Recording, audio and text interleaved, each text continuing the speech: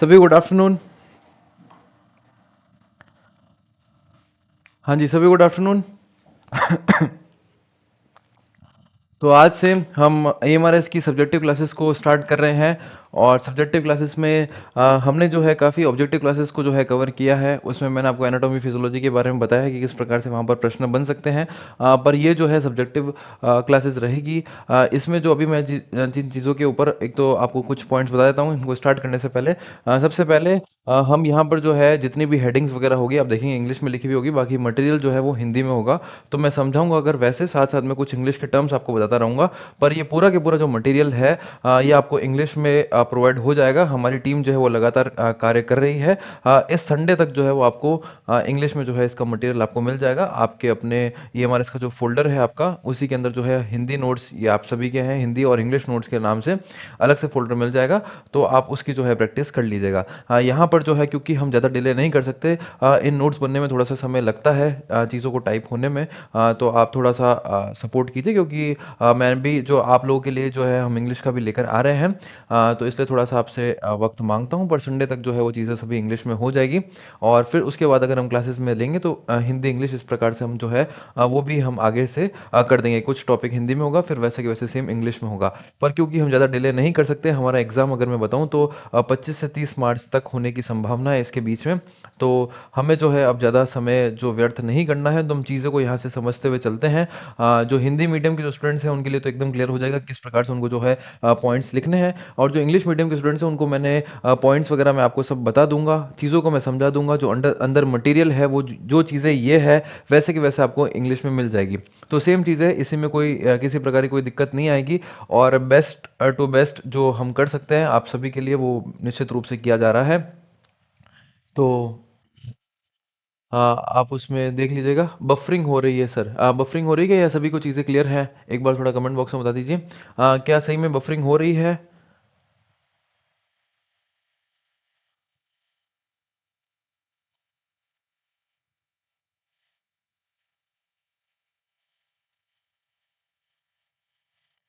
हाँ जी, क्या मेरी वॉइस और स्क्रीन सभी को क्लियर दिख रही है ना? हाँ जी, ठीक है। तो ये जो चीज़ें थी, साथ-साथ में मैं आपको पॉइंट्स जो है सभी समझाते हुए चलूँगा। बट जो कि जैसे मैंने यूट्यूब पे बताया था कि अब हमें जो है इंट्रोडक्शन, मेन बॉडी और कंक्लूजन की तरफ जो है चलना है।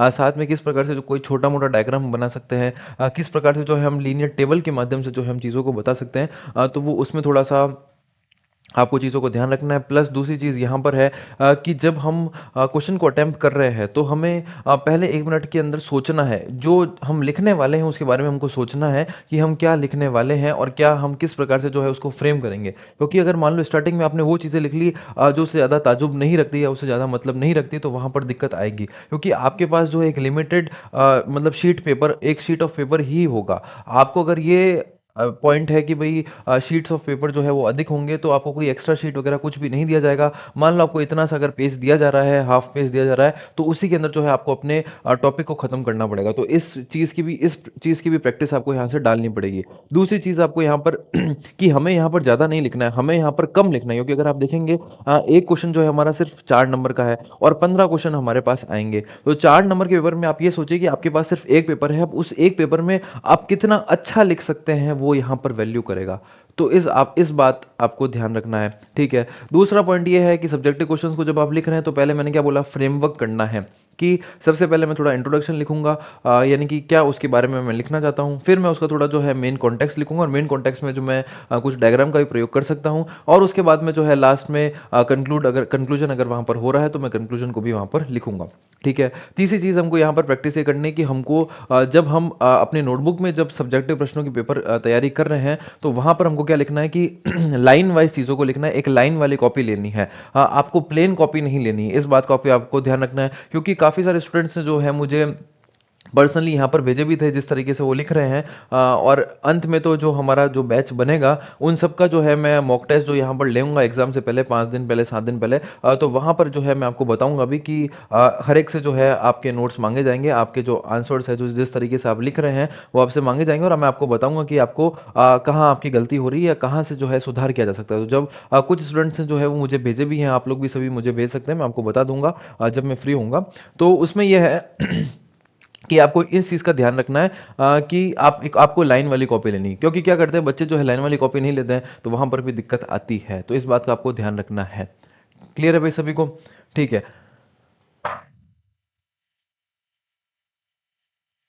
कितने शब्दों में लिखना पड़ेगा, अगर ये प्रश्न आता है तो आपको 100 से 120 शब्दों में जो है अपने उत्तर को पूरा लिखना है। अब आप खुद सोचिए कि मेरे पास अगर इतना सा हाफ पेपर है तो मैं उसमें कितने शब्द लिख सकता हूँ। मेरे को शब्द भले ही कम हो, पर मेरे को जो इफेक्ट जो डालना है, जो प्रभाव जो डालना है, वो बेस्ट चीज़ों का उपयोग करके इफेक्ट को डालना पड़ेगा।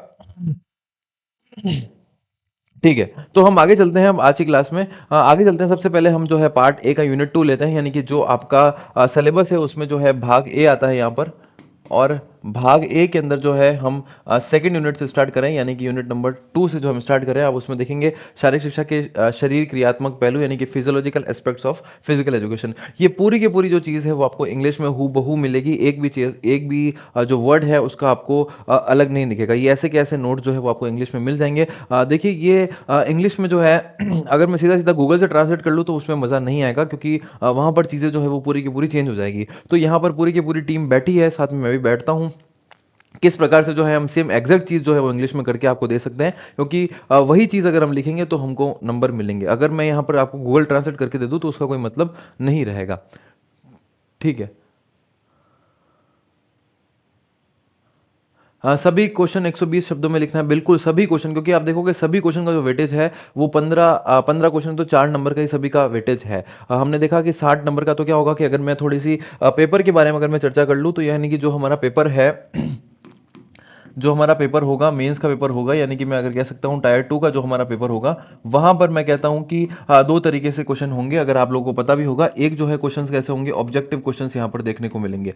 जो ऑब्जेक्टिव क्वेश्चन है वो कितने नंबर के होंगे, तो वो 1 × 40 होंगे, यानी कि हम कह सकता हूँ एक क्वेश्चन होगा और हर एक क्वेश्चन जो है वो 1 नंबर का होगा, यानी कि मैं लिख सकता हूँ 1M। और यहाँ पर जो है कुल 40 क्वेश्चन होंगे, तो आपके टोटल नंबर ऑफ मार्क्स की तो 40 नंबर होते हैं। ठीक है। फिर आप देखो कि जब सब्जेक्टिव की बात करते हैं तो सब्जेक्टिव में जो है वहां पर आपके जो है टोटल 15 क्वेश्चंस होंगे। 15 क्वेश्चंस जब होंगे तो वो हर क्वेश्चन जो है वो 4 नंबर का होगा। और इस प्रकार से जो टोटल हमारा बनेगा, यानी कि 15 क्वेश्चन अगर मैं कहूँ 4 नंबर का होगा, तो टोटल हमारा जो है 60 मार्क्स का ये बनता है। अब आप देखोगे यहाँ पर जो है 60 है और यहाँ पर जो है कितना है, 40 है। तो 60 और 40 का जो ये भाग बनेगा, और इनके बाद जो है हमारी फाइनल जो मेरिट बनेगी वो इन दोनों से चीज़ों से मिलकर बनेगी, यानी कि 100 नंबर से जो है हमारी फाइनल मेरिट जो है यहाँ पर बनाई जाएगी। तो मैं यहाँ लिख देता हूँ, ये इस प्रकार से जो है हमारे 100 मार्क्स होंगे। ठीक है। उसके बाद चीज़ ये है कि यहाँ पर नेगेटिव भी है, नेगेटिव मार्किंग भी आपको यहाँ पर देखने मिलेगी। तो ऑब्जेक्टिव में तो आपको उसी में हाथ डालना है जिसमें क्या हो रहा है, जिसमें आपको पूरी तरीके से आप सही है कि हाँ मेरा हाँ ये मेरे को क्वेश्चन जो है वो आता है और सही होगा। ठीक है। उसके बाद ये जब 100 मार्क्स में से आपको सीधा सीधा जो है यहाँ से मेरिट बनाई जाएगी। कोई इंटरव्यू किसी प्रकार का टीजीटी के अंदर नहीं है, ना पीजीटी के अंदर है। प्रिंसिपल की पोस्ट के अंदर जो है वो इंटरव्यू का यहाँ पर है, तो आपका कोई इंटरव्यू नहीं है। जो आपके जो 100 नंबर आएंगे उससे आपकी मेरिट डिसाइड होगी। तो इन चीज़ों का आपको ध्यान रखना है। अब हर एक क्वेश्चन जो है यहाँ पर कितने नंबर का है, 15 नंबर का है। 15 क्वेश्चन है और हर एक क्वेश्चन जो है वो कितने नंबर का है, तो 4 नंबर का है। अब सारे क्वेश्चन 4 नंबर के हैं, तो आपको यहाँ पर ध्यान रखना है कि 100 से 120 वर्ड तक जो है इस आपके क्वेश्चन को खत्म करना है। 100 से 120 वर्ड। और अगर आप डायग्राम बना रहे हैं, तो आप 80 से 100 वर्ड्स के अंदर जो है वो खत्म कर सकते हैं। तो सर मैं क्या एक एक वर्ड गिनूंगा? नहीं बेटा, वर्ड गिनने का नहीं होता है। ये एक अंदाजा होता है, ये अप्रोक्सीमेट होता है कि हमें इतने से इतने वर्ड्स में होना है। हालांकि आपको जो शीट्स मिलेगी, आपको उस शीट के अंदर जो है पूरा करना पड़ेगा। ठीक है। अब जिन विद्यार्थियों की अगर ये आदत है कि सर मैं एक पॉइंट लिखता हूँ, फिर आगे मैं दूसरा पॉइंट जो दूसरा वर्ड लिखता हूँ, तो मैं बहुत सारे गैप छोड़ता हूँ, तो वो ये जो चीज़ है, ये आदतें जो है कॉपी भरने के अंदर काम आती थी, पर यहाँ पर आपको वो आदतों को पीछे छोड़ना पड़ेगा, क्योंकि आपके पास जब लिमिटेड आपको शीट दी जा रही है। क्योंकि अब ये जो चीज़ें हैं, ये अगर मैं बताऊँ तो ये जो हमारा पहली बार जो है सब्जेक्टिव पैटर्न में जो है पेपर बनने वाला है। तो अब जब मैंने जो है रिसर्च की है, मैंने जो रिसर्च करना मतलब कि जो एएमआरएस में जो मेरे कुछ सीनियर्स है या मेरे कुछ रिलेटिव जो है लगे हुए हैं एमआरएस के वीएस एनवीएस के अंदर, तो उनसे जब मैंने बता किया तो उनका ये मानना है कि 99% जो है 99% जो आपका पेपर होगा वो आपको शीट कैसे मिलेगी, लाइन शीट मिलेगी। ये क्या कह रहा हूँ मैं, लाइन शीट आपको मिलेगी 99%। ठीक है। अब 1% जो है हो सकता है, क्योंकि ये पेपर आज से पहले कभी हुआ नहीं है, तो ना मुझे ढंग से पता है ना उनको ढंग से पता है। पर वहाँ पर जो एमआरएस के वीएस एनवीएस ऑल दो सीबीएसई के अंदर जो भी जो प्रमोशनल एग्जाम्स होते हैं उसके अंदर जो है इसी प्रकार से पैटर्न बनता है कि आपको लाइन शीट्स मिलती है, और लाइन शीट्स में आपको एक लिमिटेड स्पेसिफिक कंटेंट मिलता है उसके अंदर ही आपको जो है बढ़ना होता है। तो अब ये मैं सबसे जो है पूछ कर आपको बता रहा हूँ कि 99% ऐसा होगा। अब 1% कुछ भी हो सकता है, पर 99% जो है ये होगा। तो हमें 99% को लेकर चलना है कि हमको जो है लाइन शीट के अंदर ही जो है प्रैक्टिस करनी है। ठीक है।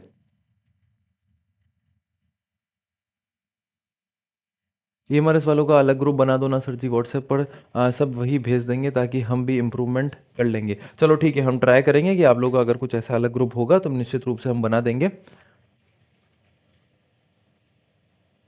चलिए ठीक है, तो अभी हम जो है चीज़ें चलो हम आगे जाके देख लेंगे, अभी जाके आपकी सभी चीज़ों को देख लेंगे। पर अब जो है हम सीधा सीधा टॉपिक को लेते हैं। हमने देख लिया कि इस प्रकार से जो हमारा पेपर होगा ऑब्जेक्टिव प्लस सब्जेक्टिव होगा, 100 नंबर का प्रश्न होगा, पेपर होगा, और 100 नंबर के प्रश्न पेपर में आपकी जो 100 नंबर के अंदर से जो मेरिट बनेगी और उस मेरिट पर निर्धारण होगा कि आप एमआरएस में लगेंगे या नहीं लगेंगे। तो ये चीज़ें जो है रहेगी। हम आज आगे चलते हैं सीधा कि शरीर क्रिया विज्ञान, शरीर रचना विज्ञान एवं शरीर क्रिया विज्ञान के अभ्यास की भूमिका, यानी कि introduction to anatomy physiology and physiology of exercise. तो ये शब्द है। अब यहाँ पर जो है हम पूरी की पूरी डिस्क्रिप्टिव तरीके से लिखेंगे, क्या इसके अंदर से हम समझ सकते हैं, किन पॉइंट को हम याद रख सकते हैं। अब यहाँ पर जो कुछ ऐसे पॉइंट होंगे जिनके ऊपर जो है पूरा स्ट्रक्चर जो है वो आपको किस तरीके से जो है चीज़ों को याद करना है, चीज़ों को लिखना है। अब आप कहोगे कि सर मैं पूरी की पूरी चीज़ रट लूँ, तो नहीं, रटने से काम नहीं चलेगा बेटा। यहाँ पर हमें क्या करना पड़ेगा, यहाँ पर हमें चीज़ों को कुछ अंडरलाइन करूंगा मैं, चीज़ों को, उन चीज़ों को समझकर आपको क्या करना है कि पूरी की पूरी आगे अपनी शब्दावली में भी आपको क्या करना है, ऐसे चीज़ों को, कुछ पॉइंट्स को पकड़ना है कि अगर इस प्रकार से प्रश्न बनता है तो मुझे जो है इन पॉइंट को याद करके मेरे को पूरा आंसर जो है वो फ्रेम करना है। तो इस प्रकार से चीज़ें होगी। हम आगे चलते हैं। सब्जेक्टिव में भी नेगेटिव मार्किंग होगी क्या? नहीं, सब्जेक्टिव में भी नेगेटिव मार्किंग नहीं होगी। ठीक है, तो आगे चलते हैं। सबसे पहले हम बात करते हैं, विश्व में अनेक आश्चर्य है परंतु सर्वाधिक आश्चर्य शुक्राणुओं तथा अंडाणुओं के मिलने से जाइगोट का बनना तथा फिर जाइगोट का शरीर में विकसित होना। अब ये कह रहे हैं कि ऐसा कैसा, मतलब अगर हम देखते हैं कि जब हमने पहली बार ऐसा सुना था कि मनुष्य के अंदर से जो है वो मनुष्य निकल सकता है, कितनी बड़ी बात होती है। और वही बात इसने बोली है कि हमारे विश्व में ऐसे बहुत अनेकों अजीबोगरीब जो है आश्चर्य हुए, यानी कि जिसको हम सोच भी नहीं सकते थे, जिसकी हम तुलना भी नहीं कर सकते थे। और उसमें से एक आश्चर्य कैसा होता है कि जब स्पर्म और जो ओवम है वो आपस में मिलते हैं और क्या बनता है, वो जाइगोट बनता है। तो ये पॉइंट को जो है मैं जैसे यहाँ पर जो बॉक्स में कर रहा हूँ, तो इन चीज़ों को अगर आप लिख रहे हैं तो यहाँ पर आपको जो है इन पॉइंट्स को नोट्स करके और आपको पूरा के पूरा लिखना पड़ेगा। अब जाइगोट जो है इंग्लिश में भी इसे जाइगोट ही कहते हैं। तो जब आप इंग्लिश में पढ़ेंगे तो भी चीज़ें क्या होगी, सेम होगी। ठीक है, तथा फिर जाइगोट का शरीर में विकसित होना, अंत में मानव शरीर प्राप्त करना, यानी कि जो जाइगोट से जो क्या होता है कि हमारा ह्यूमन बॉडी यानी कि मानव शरीर जो है, बच्चा जो है वो जन्मता है। तो सबसे पहला जो स्टेप होता है वो क्या होता है, जाइगोट का बनना होता है। और जाइगोट कैसे बनता है, तो स्पर्म और ओवम के मिलने से जो है वो जाइगोट बनता है। ठीक है, आगे चलते हैं। मानव शरीर एक ऐसी जटिल मशीन है जिसको अब तक पूरी तरह नहीं समझा जा सका है। शरीर रचना विज्ञान शारीरिक ढांचा और शारीरिक अवयवों के परस्पर संबंध का अध्ययन कराता है। शरीर क्रिया विज्ञान प्राणियों के शारीरिक संस्थानों और अवयवों की सामान्य क्रियाओं का अध्ययन करता है। तो अगर सामान्य भाषा में बताऊं कि शरीर रचना विज्ञान और शरीर क्रिया विज्ञान होता क्या है। शरीर रचना विज्ञान को हम क्या कहते हैं, एनाटॉमी कहते हैं। ये मैं लिखता हूं शरीर रचना विज्ञान। तो शरीर रचना विज्ञान जो है उसे हम क्या कहते हैं, एनाटॉमी कहते हैं। ठीक है, और एक क्या आता है, एक आता है शरीर क्रिया विज्ञान, और शरीर क्रिया विज्ञान को क्या कहते हैं, फिजियोलॉजी कहते हैं।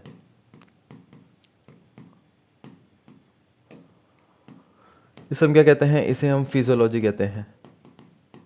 तो अब ये दोनों चीज़ें जो है होती क्या, अगर हम इसके मतलब को समझे कि शरीर रचना विज्ञान यानी कि एनाटॉमी फिजियोलॉजी क्या होता है। शरीर रचना विज्ञान यानी कि हम सिर्फ इसकी बात करें, ढांचे की बात करें, यानी कि अगर मैं आपके सामने खड़ा हूं तो कैसा आपका स्ट्रक्चर है, क्या आपकी मसल्स कैसी है, आपकी हड्डियां कैसी है, बोन्स कैसी है, कितनी मजबूत है। यानी कि सिर्फ एक जो बाहर से जो दिख रहा है, ढांचा जो दिख रहा है, उसकी बात हम किसके अंदर करते हैं, एनाटॉमी के अंदर करते हैं, शरीर रचना विज्ञान के अंदर। जबकि बात होती है फिजियोलॉजी की। अब मैंने कहा सर आपने ये तो बता दिया कि मेरा जो शरीर है उसके अंदर क्या है, दो मेरी आंखें हैं, दो यहाँ पर कान है, एक जो है मैंने कहा मेरा मस्तिष्क है, फिर मैंने कहा कि यहाँ पर मेरा हृदय है, बीच में स्टमक है। इस तरीके से जो है पूरा के पूरा ये हमारा शरीर का ढांचा है, ये इसके जो है मुख्य मुख्य इसके अंग है। अब यहाँ पर जो मेरा हृदय था वो किस प्रकार से कार्य कर रहा है, यहाँ पर मेरा जो मस्तिष्क है वो किस प्रकार से कार्य कर रहा है, यहाँ पर जो मेरे मांसपेशी है वो मांसपेशी तंत्र यानी कि तंत्र किस प्रकार से कार्य कर रहा है।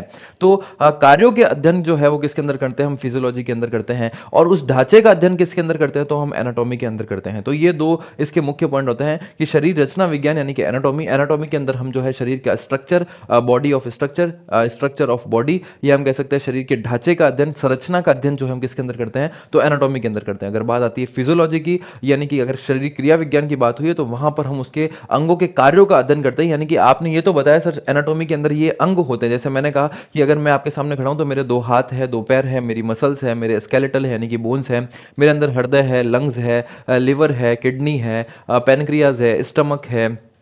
तो ये सारी चीज़ें जो है ये मेरा ढांचा बता रहा है। अब ये चीज़ें किस किस तरीके से कार्य कर रही है वो किसके अंदर पता करेंगे, वो हम पता करेंगे फिजियोलॉजी के अंदर। ठीक है, तीसरा पॉइंट यहाँ पर आप देखेंगे कि व्यायाम का यानी कि एक्सरसाइज फिजियोलॉजी की बात करते हैं, यानी कि व्यायाम क्रिया विज्ञान की बात करते हैं। तो यानी कि जो व्यायाम है यानी कि जो एक्सरसाइज है उसका क्या इफेक्ट पड़ा है हमारे अंगों के ऊपर, उसकी बात हम किसी के अंदर करेंगे, एक्सरसाइज फिजियोलॉजी के अंदर पढ़ेंगे। तो यहां पर अगर मैं एक और पॉइंट यहां पर लिख देता हूं कि व्यायाम क्रिया विज्ञान, तो व्यायाम क्रिया विज्ञान क्या होता है, जैसे मैं यहां पर लिखता हूं व्यायाम क्रिया विज्ञान, एक्सरसाइज फिजियोलॉजी। तो अब ये क्या होता है, व्यायाम क्रिया विज्ञान की जब बात आती है तो यानी कि जो आपने व्यायाम किया है, जो आपने एक्सरसाइज किया है, उसका जो प्रभाव है वो अंगों के ऊपर कैसा पड़ रहा है। जैसे मैंने कहा कि कोई एंडोरेंस का एथलीट है, यानी कि वो सहनशीलता का कोई खिलाड़ी है, अब वो रोज जो है वो सहनशीलता की यानी कि लंबी दूरी की जो है वो दौड़े लगाता है। अब उस प्रकार उसके शरीर के ऊपर क्या प्रभाव पड़ा कि उसका जो हृदय है उसकी क्या हो गई कि मैं कह सकता हूं कि अब हृदय की जो क्षमता है वो बढ़ गई, हृदय का आकार जो है वो मैं कह सकता हूं लेफ्ट जो हमारा वेंट्रिकल होता है उसका आकार जो है वो थोड़ा सा बढ़ गया। तो क्या इफेक्ट पड़ा है, क्या प्रभाव पड़ा है, उसका हम किस पे अध्ययन करते हैं, एक्सरसाइज फिजियोलॉजी के अंदर। और यहां पर जो हमारा मुख्यतः एएमआरएस का जो मेन टॉपिक बनता है वो यही पड़ता है कि व्यायाम का क्या प्रभाव पड़ा है, चाहे वो बात होगी मांसपेशी तंत्र की, चाहे वो बात होगी रक्त परिसंचरण तंत्र की, चाहे वो बात होगी हृदय की बात होगी, यानी कि क्या इफेक्ट पड़ा है वो हमारा यहां पर मेन टॉपिक होगा और यहां से प्रश्न बनते हैं। तो यहां पर हम सीधा सीधा पहले तो है इंट्रोडक्शन पढ़ रहे हैं, फिर हम क्या प्रभाव पर पढ़ेंगे उसमें हम बात करेंगे। तो सबसे पहले हमने देखो हमने तीन चीजें अभी तक देखी है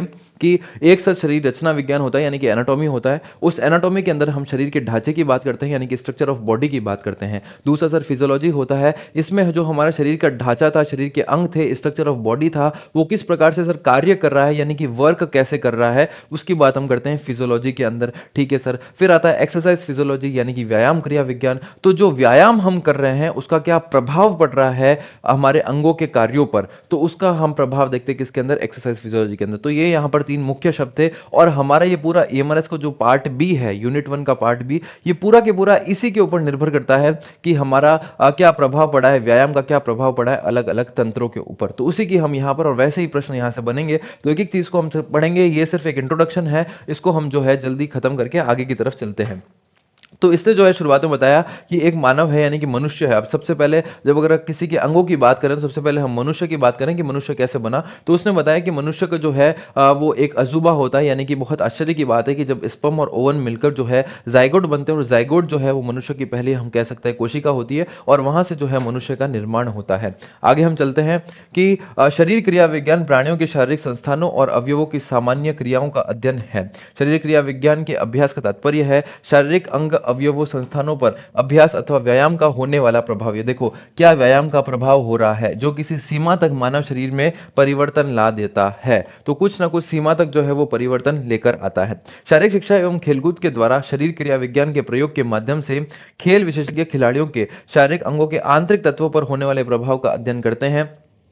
अब यहां पर हमारी बात होगी, यहां से मेन फिजिकल एजुकेशन की बात हुई है। अब एक एक लाइन को जो है आपको समझना है। तो क्या है, शारीरिक शिक्षा एवं खेलकूद के द्वारा शरीर क्रिया विज्ञान के प्रयोग के माध्यम से, यानी खेलकूद के माध्यम से, खेलकूद के द्वारा क्या है, शरीर क्रिया विज्ञान के प्रयोग के माध्यम से, यानी किस शरीर से प्रयोग किया गया, खेल विशेषज्ञ यानी कि जो हमारे स्पोर्ट्स के जो विशेषज्ञ है, एनालिस्ट है, खिलाड़ियों के शारीरिक अंगों के आंतरिक तत्वों पर, खिलाड़ियों के जो खिलाड़ी है उसके शरीर के जो आंतरिक तत्व है, इंटरनल ऑर्गन्स है, ठीक है, उस पर होने वाले प्रभाव का अध्ययन करते हैं, यानी कि उसके ऊपर क्या इफेक्ट पड़ रहा है। मैंने कहा मैं रोज जो है दौड़ने जा रहा था, मेरा क्या इफेक्ट क्या पड़ा कि मैंने कहा कि मेरा स्ट्रोक वॉल्यूम जो है वो क्या होता है, मैंने कहा कि मेरा कह सकता हूं कि जो मेरी हार्ट बीट है वो क्या हो गई, कम हो गई, एथलीट हार्ट। फिर मैंने कहा कि मेरी जो मांसपेशियां है लेफ्ट वेंट्रिकल की, उसमें क्या हो गया, हाइपरट्रॉफी देखने को मिली। तो ये जो है ये इफेक्ट हुए, कैसे इफेक्ट पड़े कि जो मैं कार्य कर रहा था, यानी कि जो मैं रोज रोज एक्सरसाइज कर रहा था उसका प्रभाव देखने को मिला है। ठीक है, तो होने वाले प्रभाव का अध्ययन करता है। इससे अभ्यास या व्यायाम से पूर्व, अभ्यास के समय और बाद में खिलाड़ियों के शरीर पर होने वाले प्रभाव के बारे में सूक्ष्म सूचनाओं को इकट्ठा करके खेल विशेषज्ञ खिलाड़ियों को क्या करता है, मार्गदर्शन करते हैं। शरीर क्रिया विज्ञान विज्ञान की वह शाखा है जो सजीव प्राणियों के शरीर की क्रियाओं और उनमें होने वाले परिवर्तनों के बारे में क्या करते हैं, जानकारी देते हैं। यानी कि सजीव प्राणियों यानी कि क्या, एक्टिव जो ह्यूमन है उनके शरीर पर जो क्रिया हो रही है, जो प्रभाव क्रिया हो रही है, उनमें होने वाले क्या परिवर्तन यानी कि क्या चेंजेस देखने को मिल रहे हैं, उनमें परिवर्तन में होने में क्या करते हैं, जानकारी देते हैं। ये सिर्फ इंट्रोडक्शन हम पढ़ रहे हैं। हमारे शरीर की संरचना और कार्य करने में सबसे छोटी सजीव इकाई कोशिका यानी कि सेल महत्वपूर्ण है। तो कोई भी आप क्रिया कर रहे हो, हमने कहा कि हमारा शरीर जो है किस प्रकार से बनता है, तो सबसे जो सूक्ष्म इकाई होती है, सबसे जो छोटी इकाई होती है, उसे हम क्या कहते हैं, सेल कहते हैं यानी कि कोशिका कहते हैं। ठीक है, समान कोशिकाएं मिलकर उत्तक टिश्यू का निर्माण करती है और जब बहुत सारी कोशिकाएं यानी कि जो बहुत सारे सेल्स मिलते हैं तो किसको बनाते हैं, वो टिश्यू यानी कि उत्तक को बनाते हैं, उत्तक का निर्माण करते हैं और एक साथ सामान्य क्रियाएं करती है। उत्तकों से अवयव की संरचना होती है। शरीर के विभिन्न अवयव और संस्थान जटिल इकाइयां हैं, इनसे ही पूरे शरीर का निर्माण होता है। अब इसने क्या बोला, उत्तकों से जो है, आप देखोगे उत्तकों से अवयवों की संरचना होती है, यानी कि उत्तक से हम कह सकते हैं कि हमारे जो ऑर्गन्स है वो बनते हैं, और ऑर्गन से क्या कह सकते हैं, हमारे जो है तंत्र है वो बनते हैं, और फिर क्या बनता है, हमारा ह्यूमन बनता है। जैसे अगर मैं कहूं कि यहां पर अगर मैं इसको समझाऊं आपको कि क्या होता है, सबसे पहले क्या होती है, हमारी सबसे छोटी इकाई होती है, नाम आता है क्या, कोशिका। कोशिकाओं को हम क्या कहते हैं, कोशिका को हम क्या कहते हैं, तो सेल कहते हैं। इसको मैं लिख देता हूं कि हमारा मानव शरीर, अब ये इस प्रकार की जो चीजें हैं, यानी कि अगर मान लो कि आपको इंट्रोडक्शन में पूछता है तो आपको ये चीजें समझानी पड़ेगी। जैसे मैंने कहा कि सबसे पहले क्या बनती है, तो सबसे पहले क्या बनती है, कोशिका बनती है, यानी कि इसे इंग्लिश में हम क्या कहते हैं, सेल कहते हैं। ठीक है, फिर कोशिका के बाद क्या होता है, जब बहुत सारी कोशिकाएं जुड़ती है तो किसका निर्माण करती है, वो उत्तक का निर्माण करती है सर। तो उत्तक मतलब क्या हो गया, टिश्यू हो गया। ठीक है, फिर क्या होता है, बहुत सारे टिश्यू मिलते हैं तो किसका निर्माण करते हैं, वो अंगों का निर्माण करते हैं, या मैं इसे लिख सकता हूँ ऑर्गन का निर्माण करते हैं। ठीक है, अब जब बहुत सारे अंग मिलते हैं, ऑर्गन्स मिलते हैं, तो किसका निर्माण करते हैं, तो वो निर्माण करते हैं तंत्र का यानी कि सिस्टम का। ठीक है, फिर जब बहुत सारे सिस्टम मिलते हैं तो किसका निर्माण करते हैं, वो बात करते हैं शरीर की बात करते हैं, या मैं कह सकता हूँ बॉडी, ह्यूमन बॉडी की जो है बात करते हैं, मानव शरीर की बात करते हैं।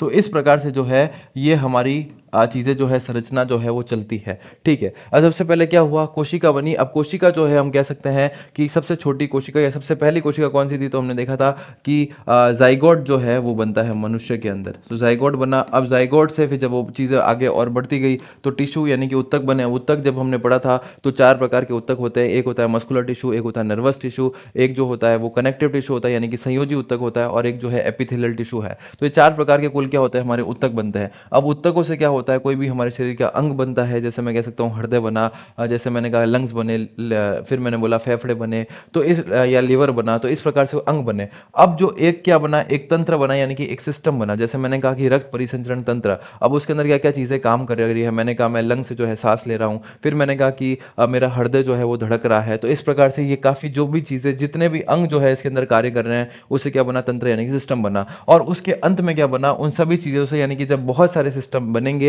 जैसे मैंने कहा मस्कुलर सिस्टम, मैंने कहा स्केलेटल सिस्टम, मैंने कहा कार्डियोवास्कुलर सिस्टम, मैंने कहा रेस्पिरेटरी सिस्टम, मैंने कहा एक्सक्रीटरी सिस्टम, मैंने कहा एंडोक्राइन सिस्टम, यानी कि जब बहुत सारे सिस्टम बने तो क्या बना, हमारा ह्यूमन बना। तो इस प्रकार से जो है ये साइकिल चलती है।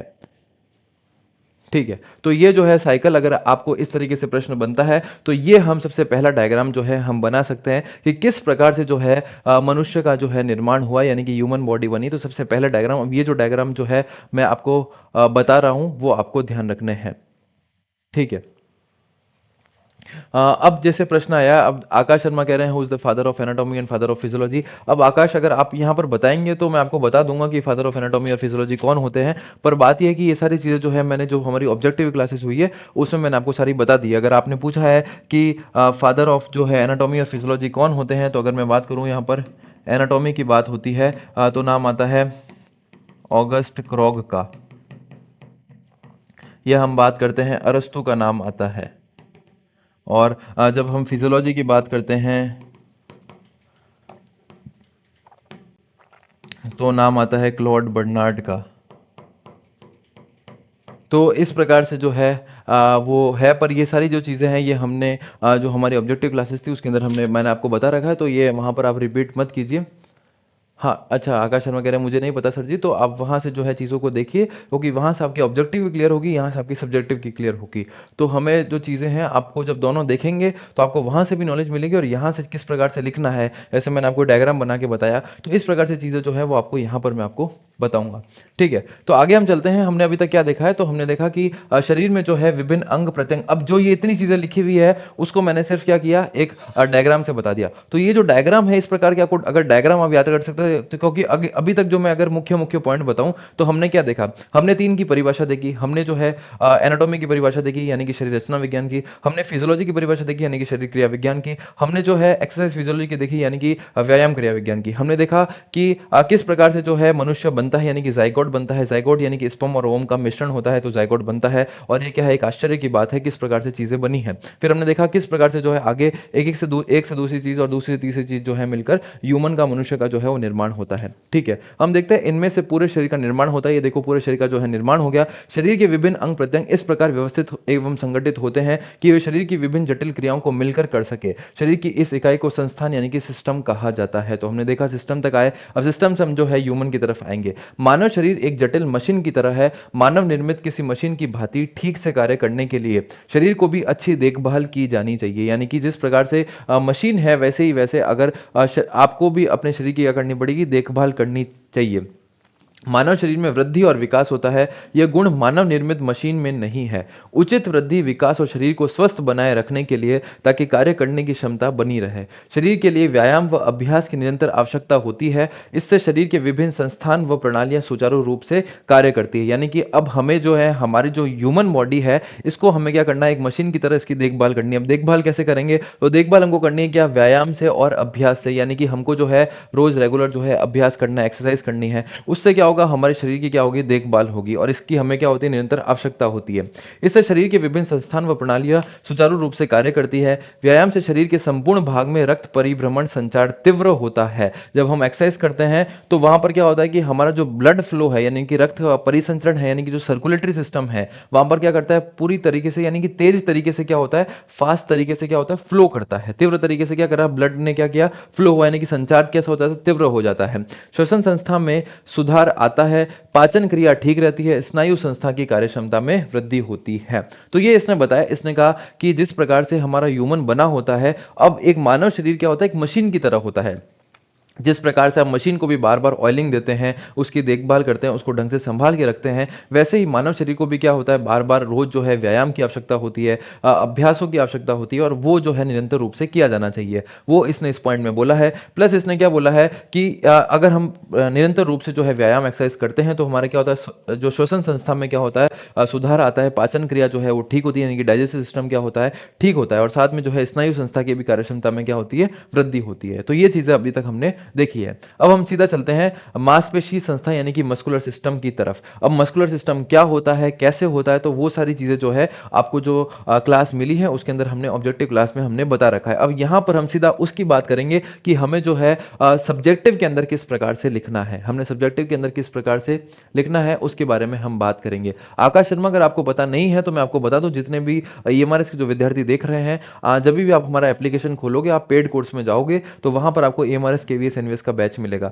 उस बैच में आप जैसे क्लिक करोगे, ऊपर आपको तीन ऑप्शन मिलेंगे, लाइव, रिकॉर्ड और टेस्ट का। तो जो लाइव क्लासेस है उसमें आपको लाइव क्लासेस की इंफॉर्मेशन मिलती है कि कब आपकी लाइव क्लास होने वाली है, अगली क्लास कब होगी, और फिर हमारा जो ग्रुप भी बना हुआ है उसके अंदर भी मैं अपडेट कर देता हूं। उसके पास आपको एक रिकॉर्ड का ऑप्शन मिलेगा, और रिकॉर्ड के अंदर जो है जिस प्रकार से हमारा सिलेबस है ईएमआरएस केवीएस एनवीएस का, वैसे ही मैंने फोल्डर्स बना रखे हैं कि ये हमारा भाग ए है, यानी कि पार्ट ए है। अब पार्ट ए को 6 यूनिट में डिवाइड कर रखा है, तो part a unit 1, unit 2, unit 3, unit 4, unit 5, unit 6। और ये जैसे मैंने कहा पार्ट ए यूनिट 2 की क्लास है, तो ये यूनिट 2 की क्लास आपको वहीं पे ही दिखेगी, उसी फोल्डर के अंदर आपको दिखेगी। वहां पर आपको ऊपर क्लासेस दिखेगी, नीचे आपको क्या दिखेगा, पीडीएफ दिखेगी। तो ऐसे कैसे जो ऑब्जेक्टिव क्लासेस है वो भी आपको वहीं पे मिलेगी, सब्जेक्टिव क्लासेस है वो भी आपको जब ये क्लास रिकॉर्ड हो जाएगी, यानी कि इसको आप बाद में देखोगे तो आपको वहीं पे मिलेगी।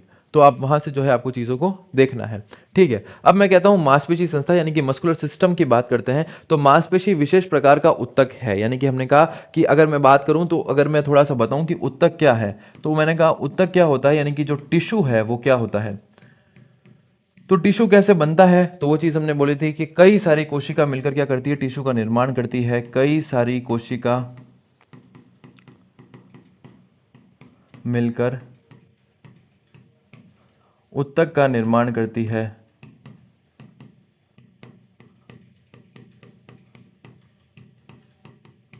ठीक है। अब तो क्या हुआ, ऊतक का निर्माण हो गया। अब मैं अगर आपको बताऊं कि जो ऊतक है और टिश्यू है वो कितने प्रकार के होते हैं, तो टिश्यू जो है वो मुख्यतः 4 प्रकार के होते हैं और इसकी ट्रिक मैंने आपको बता रखी है ऑब्जेक्टिव क्लासेस में, एमएनसीई। एमएनसीई जो है इसकी ट्रिक होती है, यानी कि जो कोशिका यानी कि जो ऊतक होते हैं वो 4 प्रकार के होते हैं। सबसे पहले कौन सा होता है, मांसपेशी ऊतक। तो मैं यहाँ लिख सकता हूँ मस्कुलर टिश्यू। तो मैं यहाँ पर इसको इंग्लिश में क्या लिख सकता हूँ, मस्कुलर टिश्यू। ठीक है। दूसरा जो है इसमें कह सकता हूँ तंत्रिका ऊतक यानी कि नर्वस टिश्यू।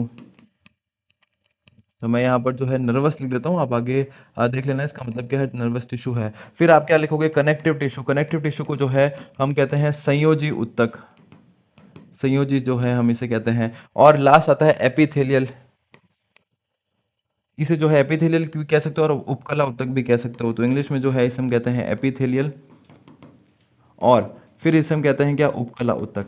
तो जब आप देखोगे कनेक्टिव टिश्यू है, तो कनेक्टिव टिश्यू जो है अलग अलग प्रकार के, जैसे रक्त है, हड्डियां हैं, कार्टिलेज है, इस प्रकार के कनेक्टिव टिश्यू होते हैं। तंत्रिका में तो क्या होता है, 2 प्रकार के होते हैं, यानी कि एक इफरेंट और एक एफरेंट। सारी क्लासेस आपको चीजें वहां पर मिल रही। मांसपेशी ऊतक की हम यहाँ पर बात करेंगे, मस्कुलर टिश्यू कौन कौन से होते हैं। फिर हम बात करेंगे, एक होता है एपिथेलियल यानी कि उपकला ऊतक जो है वो क्या होता है। तो ये सारे इतने प्रकार के ऊतक थे। अब हमारे कोर्स में जो है हमसे क्या पूछा गया, हमें पूछा गया मांसपेशी ऊतक के बारे में, यानी कि मस्कुलर टिश्यू के बारे में जो है हमसे पूछा गया। अब मांसपेशी जो है विशेष प्रकार का क्या होता है, ऊतक होता है। यह शरीर और इसके अंगों को गति प्रदान करने योग्य बनाता है। अब ये हमें जो है, हमने जब हम लिवर के बारे में पढ़ रहे थे अभी 2 दिन पहले, अगर आपने क्लास देखी होगी लिवर की, तो लिवर क्या बताता है, लिवर कहता है कि हमारे शरीर में यानी कि उत्तोलक क्या होता है। तो हमने देखा कि हमारे शरीर में जो है बल का कार्य यानी कि फोर्स का कार्य क्या करता है, तो मांसपेशी करती है। तो वही ये पॉइंट बोल रहा है कि यह शरीर और इसके अंगों को गति प्रदान करने का, गति प्रदान करने का यानी कि क्या, बल कर रहे हैं। तो जैसे ही मैंने क्या कहा, जैसे ही मैं आगे चल रहा हूं तो मेरी मांसपेशियों ने क्या किया, बल लगाया।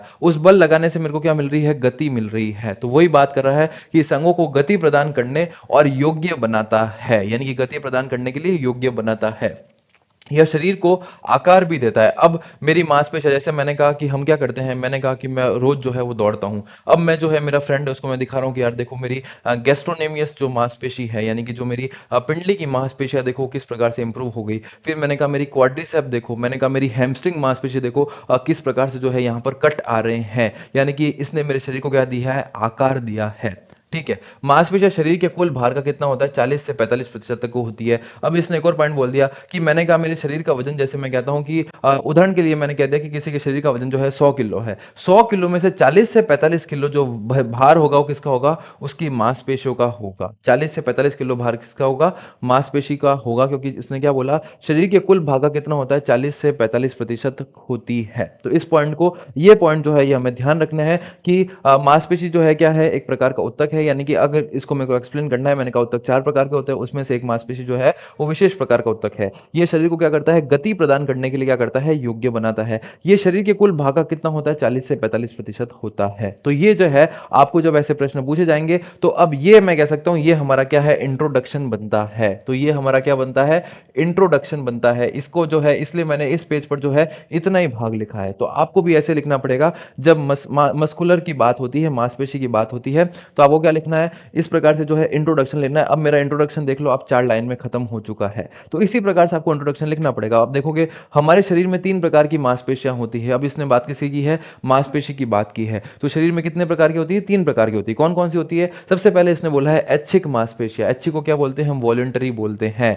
वॉलंटरी यानी कि जो मैं मेरी मर्जी के अनुसार कर रहा हूं, जो मैं मेरी इच्छा के अनुसार कर रहा हूं। मैं कह रहा हूं कि इस जो है रिमोट को जो है मैं उधर की तरफ रखता हूं, तो मैंने क्या कि मेरी इच्छा की और मैंने वहां पर रख दिया। फिर मैंने कहा मैं वहां से उठाता हूं, तो मैंने मेरी इच्छा से इसको क्या किया, उठा दिया। मैंने कहा इस पेन को जो है मैं नीचे की तरफ रखता हूं, तो इस प्रकार से रख दिया। यानी कि जो चीजें, जो मांसपेशी मैं मेरी इच्छा के अनुसार कर पा रहा हूं, उसे क्या बोलते हैं, ऐच्छिक कहते हैं, यानी कि वॉलंटरी कहते हैं। दूसरे नंबर पे कौन सी आती है, अनऐच्छिक आती है, यानी कि इनवॉलंटरी आती है। यानी कि वे मांसपेशियां जो मैं मेरी इच्छा के अनुसार जिनका प्रयोग नहीं कर पा रहा। अब मैं कह रहा हूं कि मैं चल रहा हूं और अब मैं एकदम से दौड़ने लगता हूं, तो मेरे हृदय की मांसपेशियां, या मैं कह सकता हूं कि जो मेरी, जैसे मान लो कि हृदय की मांसपेशियां तो अलग आ जाएगी। मैं यहाँ पर कहता हूँ कि मैंने पानी पिया, मैंने पानी पिया, तो मेरी यहाँ पर मांसपेशियाँ जो है, पेट की मांसपेशियाँ, गले की मांसपेशियाँ जो है, उपयोग में आई, उन्होंने अपनी मर्जी से क्या किया, उसको कार्य को किया। यानी कि वो इंटरनल कार्य जो कर रहे हैं, अब वो पानी जो है वो लिवर के थ्रू, वो पेनक्रियास के थ्रू, वो अलग अलग जगह पर जो है सप्लाई हो रहा है, तो वो जो अंदर की जो शरीर की जो मांसपेशियाँ हैं उसे क्या बोलते हैं, इनवॉलेंट्री मांसपेशियाँ कहते हैं, इसे अनऐच्छिक मांसपेशियाँ कहते हैं, और इसे हम स्मूथ मसल्स भी कहते हैं, यानी कि चिकनी मांसपेशियाँ भी हम कहते हैं। तो ये जो है इसके कुछ नाम आते हैं, यहाँ पर मैं कुछ नाम और लिख देता हूँ। इसे हम क्या कहते हैं, स्मूथ मसल्स भी कहते हैं, और या इसे हम क्या कहते हैं, चिकनी मांसपेशियां भी कहते हैं। तो ये हमारे क्या होता है कि हमारे शरीर के वे अंग जहां पर हमारा जो है नहीं चलता है, जहां पर हमारी नहीं चलती है। मैंने कहा कि अब मस्तिष्क है, क्या मस्तिष्क पर आप चला सकते हो अपनी, नहीं चला सकते। क्या आप अपने मैं कह रहा हूं जो किस प्रकार से आपका पाचन हो रहा है, यानी कि पाचन चल रहा है, डाइजेशन चल रहा है, क्या उसके ऊपर आपका कुछ हुक्म है, तो नहीं है। यानी कि वे मांसपेशियां जिसमें हमारा कोई हुक्म नहीं होता है, जिस जो हमारी मर्जी से नहीं हो रही है, उसे हम कहते हैं क्या, अनैच्छिक मांसपेशियां, इनवॉलेंट्री मसल्स। ठीक है, 30 नंबर पर कौन सी आती है, हृदय मांसपेशियां, यानी कि कौन सी आती है, कार्डियक मसल्स। ठीक है, तो तीसरी कौन सी आती है, हृदय की मांसपेशियां, यानी कि कार्डियक मसल्स। अब यहां पर क्या है कि जो मेरी मुख्य रूप से कौन सी मांसपेशियां आई है, हृदय की मांसपेशियां, यानी कि हमारी हार्ट की मसल्स आई है, यानी कि कार्डियक मसल्स की बात हुई है। और अगर आपको कोई ऐसा प्रश्न बनता है कि हार्ट मसल कौन सी होती है, हृदय की मुख्य मांसपेशी कौन सी होती है, मेजर हार्ट मसल, या मैं इसे हिंदी में लिख सकता हूं, मुख्य हृदय मांसपेशियां, तो किसका नाम आएगा भाई, तो नाम यहां पर आपको लिखना है मायोकार्डियम होती है। कौन सी होती है भाई, मायोकार्डियम जो है वो होती है। तो इस पॉइंट को भी जब हम हृदय का देखेंगे तो उसको हम यहां पर ऐड कर सकते हैं कि कौन सी होती है, मायोकार्डियम यहां पर होती है। ठीक है, क्या इतनी चीज क्लियर है। तो अब आपको जब आप इंट्रोडक्शन लिख रहे हैं तो आपको इसी तरीके से लिखना है कि मांसपेशी का कुल भार कितना होता है। मांसपेशी क्या है, एक विशेष प्रकार का ऊतक होता है, हमने देखा ऊतकों का एक प्रकार होता है। फिर क्या होता है, इसका कार्य क्या होता है, ये अंगों को क्या करता है, गति प्रदान करता है। इसका भार हमने देखा है 40 से 45%। ये कितने प्रकार की होती है, तो ये 3 प्रकार की होती है। अब इसमें मैं एग्जाम्पल में लिख सकता हूँ कि ये मेरी कौन सी मांसपेशी होगी, ये मेरी क्या कहूँगा, हाथ की मांसपेशी, हाथ की, पैर की, जो मेरी मर्जी से जो है चेंज हो रही है। अब मैंने कहा कि ये अनैच्छिक, मैं कह सकता हूँ इंटरनल ऑर्गन की, किसकी मैं कहता हूँ, मेरे पेट की, स्टमक की, लिवर की, लंग्स की मैं कह सकता हूँ। और ये कौन सी है, ये कौन सी हो जाएगी, ये हृदय की मांसपेशी हो जाएगी, यानी कि हृदय, हार्ट की मांसपेशी हो जाएगी। क्लियर है भाई इतनी चीज। बताओ भाई एक बार, तो आपको जो है आंसर को इसी तरीके से फ्रेम करना है।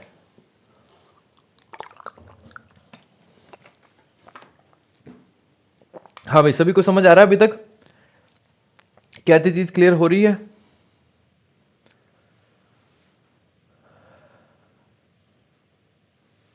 हाँ, एक बार कमेंट बॉक्स में सभी फटाफट बता दीजिए, फिर हम आगे चलते हैं। ये हमारी स्टार्टिंग क्लास है, तो हम थोड़ा सा धीरे चल रहे हैं ताकि एक बार हमारा फ्लो बन जाए, फिर हम जो है चीज़ों को और अच्छी तरीके से करेंगे। क्या इतनी चीज़ सभी को समझ आई है। तो ये हमारा जो है इंट्रोडक्शन वाला पार्ट हुआ है।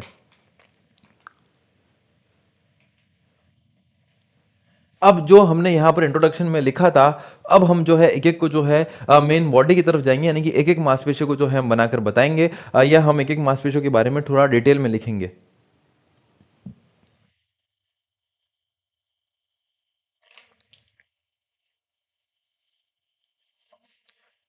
ठीक है, चलो अब हम चलते हैं। हमने जैसे मैंने आपको शॉर्ट में बताया ऐच्छिक मांसपेशियां, अब आपको सभी को क्लियर हो जाएगा, क्योंकि जो मैंने आपको इंट्रोडक्शन दिया है वहां से सारी चीजें मेन बॉडी आपको क्लियर हो जाएगी। क्योंकि यहां पर जब आप क्वेश्चन को लिख रहे हैं तो इंट्रोडक्शन के अंदर आपको पता चल जाना चाहिए कि मेरे को पूरे मेन बॉडी में क्या लिखना है। वो 1 मिनट जो आपको चाहिए हर क्वेश्चन को सोचने के लिए, उसमें जो इंट्रोडक्शन आप लिखेंगे, क्योंकि अब आप वही चीजें आपको अंदर बतानी है। तो मैं कह सकता हूं ये मेरी क्या चलेगी, ये मेरी चलेगी मेन बॉडी।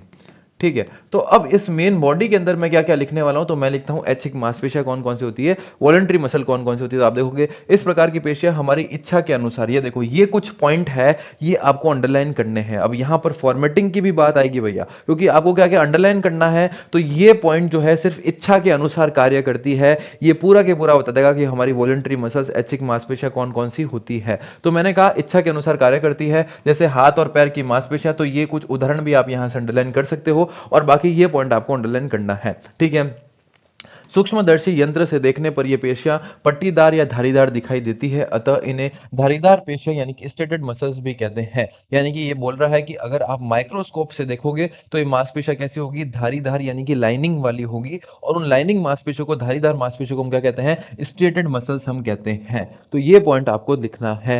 तो मैंने क्या बोला कि मैंने सिर्फ यहाँ पर दो पॉइंट आपको अंडरलाइन किए हैं। एक पॉइंट क्या होता है, एक पॉइंट कहता है कि ये हमारी इच्छा के अनुसार कार्य करती है, यानी कि अकॉर्डिंग टू मी। और दूसरा पॉइंट मैं कह सकता हूं कि ये कैसी होती है, धारीदार होती है, यानी कि स्ट्रेटेड मसल्स होती है। ठीक है, अब चलते हैं। अब यहां पर उदाहरण तो आपने इसके अंदर ही लिख दिया, क्योंकि उदाहरण आपने बोल दिया हाथ व पैर की मांसपेशियां।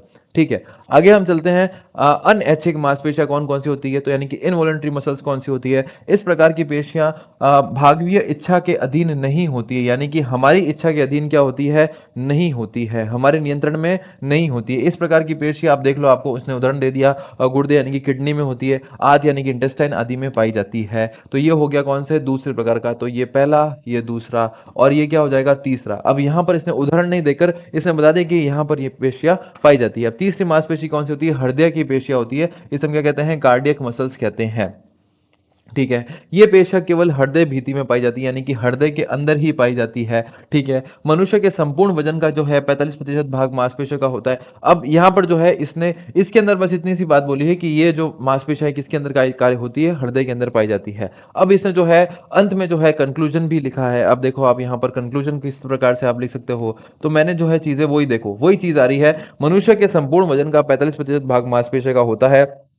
ऐच्छिक मांसपेशियां हमारे शरीर को गति प्रदान करती है, अतः इनके बारे में विस्तार से जानना आवश्यक है। ये मांसपेशियां धारीदार पेशीय कोशिका यानी कि स्टेटेड मसल्स और संयोजी ऊतक कनेक्टिव टिश्यू से मिलकर बनी होती है, जिन्हें पेशीय तंतु यानी कि मसल फाइबर कहा जाता है। ये पेशियां एक समूह में रहती है और एक गट्ठे बंडल की तरह दिखाई देती है। यदि सूक्ष्मदर्शी यंत्र से इस पेशीय तंतु का निरीक्षण करें तो हम देख सकते हैं कि ये बहुत ही पतले सूतों से मिलकर बनी होती है। तो यहाँ पर इसने क्या है, थोड़ा सा जो ऐच्छिक मांसपेशियां उसके बारे में इसने और बताया कि ये जो मांसपेशियां होती है, अगर आप इसको माइक्रोस्कोप से देखोगे तो ये एक तो क्या होती है, बहुत पास पास होती है, एक बंडल में जो है मिलकर बनी होती है। और ये जो है बंडल में होती है, कनेक्टिव टिश्यू से जो है मिलकर बनी होती है, यानी कि कनेक्टिव टिश्यू जो हम संयोजी ऊतक देते हैं, संयोजी ऊतक में आप देखोगे कि वहां पर आपका कार्टिलेज आएगा वहां पे जो है कार्टिलेज से के माध्यम से जो है वो जुड़ी हुई होती है। तो इस प्रकार से उसने जो है इसके बारे में थोड़ा सा और बताया है। फिर आप बोलोगे इनको मायोफाइब्रिल कहा जाता है, यानी कि जो मांसपेशियां है इसको क्या बोलते हैं, यानी कि ये जो पॉइंट आ रहा है,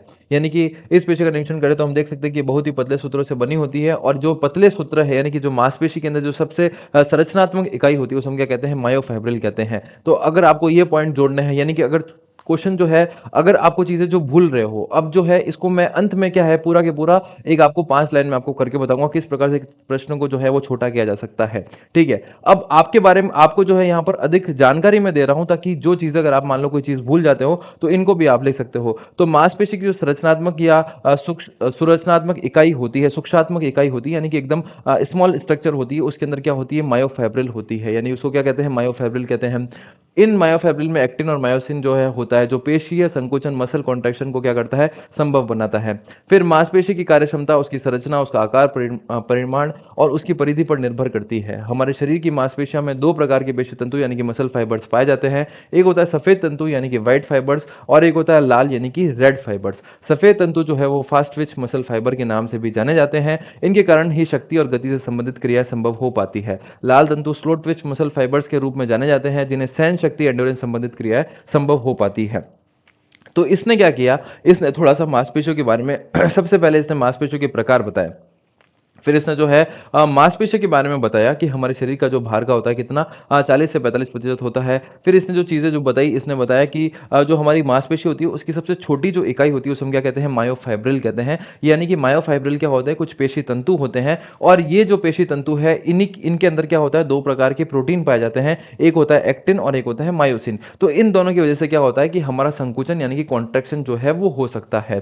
ठीक है, यानी कि इसने यहाँ पर स्लाइडिंग फिलामेंट थ्योरी की बात की थोड़ी सी। फिर इसने क्या बात की, इसने बोला कि हमारे जो मांसपेशी है इसके अंदर जो है फाइबर्स है, जब तंतु की बात हो ही गई है तो यहाँ पर इसने दो फाइबर्स की और बात कर ली, यानी कि एक जो है वो स्लो ट्विच फाइबर होते हैं। स्लो ट्विच फाइबर मतलब क्या होता है, धीरे मांसपेशी तंतु, ये आपको दिख रहा है, यानी कि इसे हम क्या कहते हैं, रेड मसल फाइबर्स भी इसे हम कहते हैं। जो रेड मसल फाइबर्स होते हैं ये हमारे एंड्योरेंस के लिए यानी कि सहनशीलता के लिए कार्य करते हैं, और जो व्हाइट मसल फाइबर्स होते हैं यानी कि सफेद मांसपेशी तंतु होते हैं, ये किसके लिए कार्य करते हैं, यह विस्फोटक शक्ति के लिए जो है ये होते हैं, जिम्मेदार होते हैं। तो यहां पर इसने क्या किया, थोड़े से तंतु के बारे में भी बता दिया। तो आप देखोगे वापस अगर मैं इसको पढ़ूं तो मांसपेशी की कार्य क्षमता यानी कि वो किस प्रकार से कार्य करेगी, मांसपेशी कैसे कार्य करेगी, वो किसके ऊपर निर्भर करता है, तो उसकी संरचना यानी कि उसका स्ट्रक्चर, आकार मतलब क्या करूंगा, शेप, और किस प्रकार से उसकी परिधि पर निर्भर करता है, परिमाण में उसकी परिधि पर निर्भर करता है। हमारे शरीर की मांसपेशियों में दो प्रकार के क्या होते हैं, पेशीय तंतु होते हैं यानी कि मसल्स फाइबर्स पाए जाते हैं।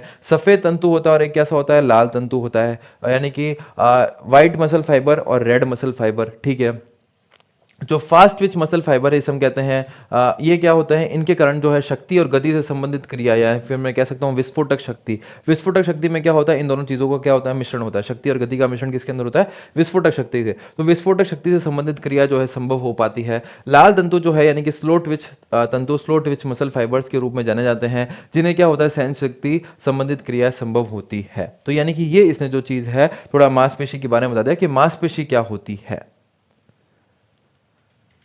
ठीक है, सार्कोमियर जो है वो उसके बाद आती है, सबसे जो छोटी इकाई होती है वो हम कह सकते हैं मायोफाइब्रिल है। ये एक प्रकार की सबसे छोटी इकाई है, मांसपेशी की संरचनात्मक या सुरक्षात्मक इकाई होती है।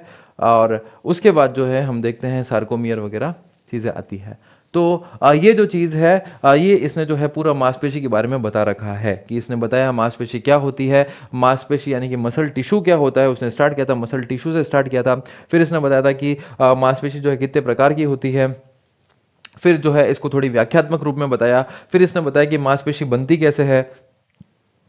तो मांसपेशी जो है वो हम कह सकते हैं कि मायोफाइब्रिल यानी कि जिसे हम मसल फाइबर्स कहते हैं, इनसे मिलकर बनती है। मायोफाइब्रिल में फिर इसने बताया कि जब फाइबर की बात हो ही गई है तो हम स्लो ट्विच और फास्ट ट्विच की भी बात कर देते हैं। तो उसने स्लो ट्विच और फास्ट ट्विच की बात कर दी। यानी कि आपके पास जो है चीज़ें लिखने के लिए बहुत है, पर आपको क्या प्रश्न पूछ रहा है उसके अकॉर्डिंग आपको लिखना पड़ेगा। और ये जो चीज़ें हैं ये अब इसमें जो मैं अंत में जो है पूरा सारांश जो है सिर्फ एक पेपर पे आपको लिख के बताऊंगा कि किस प्रकार से चीज़ों को आप याद रख सकते हो। ठीक है, आगे हम चलते हैं। मांसपेशी संकुचन की जो है यांत्रिकी निम्न प्रकार है। जब मांसपेशी तंतु से मायोफाइब्रिल का संवेदन प्राप्त होता है, जब प्रक्रिया सेतु बनाते हैं और एक दूसरे से जुड़े मायोसिन तंतु उत्तोलक लीवर्स का कार्य करते हैं और एक दूसरे से गुजरते हुए मायोसिन तंतु को खींचते हैं। मांसपेशी अपनी मूल लंबाई की लगभग एक तिहाई जो है वो सिकुड़ जाती है। अब ये जो है स्लाइडिंग फिलामेंट थ्योरी की बात हो रही है, यानी कि किस प्रकार से जो है एक्टिन और मायोसिन जो है वो मिलते हैं। ठीक है, अब यहां पर इसने जो है हमने, अब आप जब अपना सिलेबस खोलोगे तो सिलेबस के अंदर जो है वो प्रभाव डाल रखा है। तो अगर मैं यहां से अगर बात करूं कि अभी तक हमने जो है क्या क्या पढ़ा है, हमने स्टार्ट किया था मांसपेशी उत्तक से।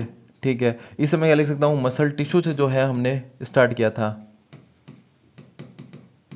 ठीक है, अब आपको जो है फ्रेम किस प्रकार से क्वेश्चन को करना है। जैसे सबसे पहले आपने क्या किया, जब मांसपेशी उत्तक की बात की तो आपने बता दिया कि चार उत्तकों में से जो है एक उत्तक कौन सा होता है, मांसपेशी उत्तक होता है, जो विशेष प्रकार का होता है। और ये क्या होता है, फिर हमने थोड़ा जो है मांसपेशी यानी कि मसल के बारे में लिखा। तो जब हम मसल के बारे में लिखते हैं तो हमने कहा कि 40 से 45% जो भार होता है वो किसका होता है, मांसपेशी का होता है। ये कार्य क्या करती है, ये शरीर को जो है गति प्रदान करने का जो है कार्य करती है, शरीर को क्या करना, गति प्रदान करना। फिर आपने जो है मसल्स के अंदर जो है लिख दिया कि इसके जो है तीन प्रकार होते हैं। कौन कौन से तीन प्रकार होते हैं, एक सर आप कहते हो कि एक होता है ऐच्छिक, तो आपने लिख दिया ऐच्छिक। एक आपने लिखा अनऐच्छिक, तो आपने लिख दिया अनऐच्छिक। ठीक है, एक जो होता है वो कौन सा होता है, हृदय होता है। फिर आप जो है इसके और अन्य नाम याद कर सकते हो। सर इसे जो है, इसे इंग्लिश में तो हम कहते हैं क्या, वॉलंटरी।